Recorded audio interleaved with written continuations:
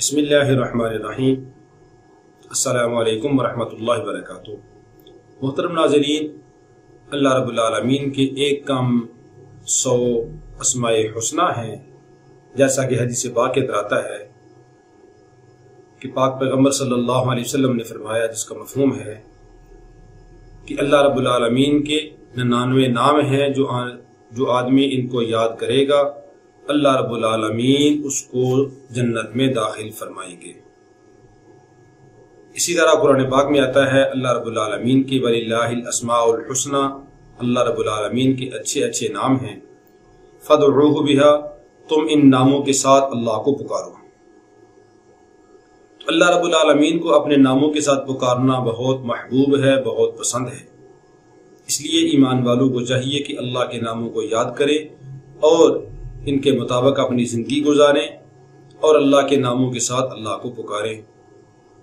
اللہ رب العالمین کے اسماء حسنی کا تذکرہ چل رہا ہے۔ اسماء حسنی میں سے اللہ رب العالمین کا 25واں اس میں صفت جو ہے وہ ہے المعز۔ المعز کا معنی ہوتا ہے عزت دینے والا۔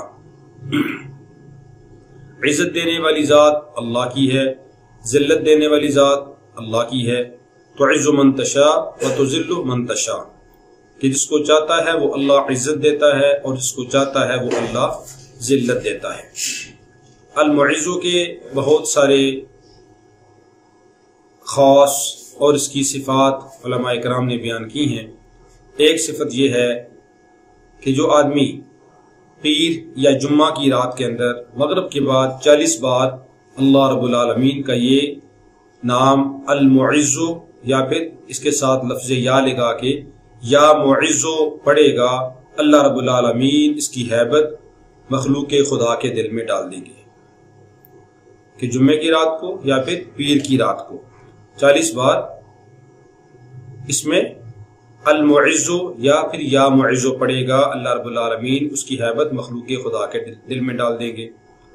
اور دوسرا اس کا وصف یہ ہے کہ جو آدمی عشاء کی نماز کے بعد پیر یا جمعہ کو عشاء کی نماز کے بعد 140 بار پڑھے گا، اللہ رب العالمین اس کی حرمت اور اس کی ہیبت مخلوق کے دل میں ڈالے گا، اور وہ آدمی اللہ کے علاوہ کسی سے نہیں ڈرے گا اور اللہ کی پناہ میں رہے گا۔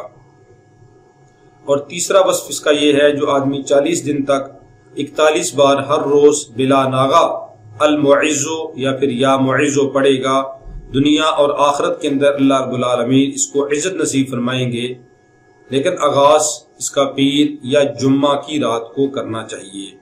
اللہ رب العالمین ہم سب کو اپنے اسماء حسنی کو یاد کرنے کی اور ان کے مطابق زندگی گزارنے کی توفیق عطا فرمائے، اور اللہ رب العالمین ہم سب کو دنیا آخرت کے اندر عزت عطا فرمائے۔ السلام علیکم ورحمۃ اللہ وبرکاتہ۔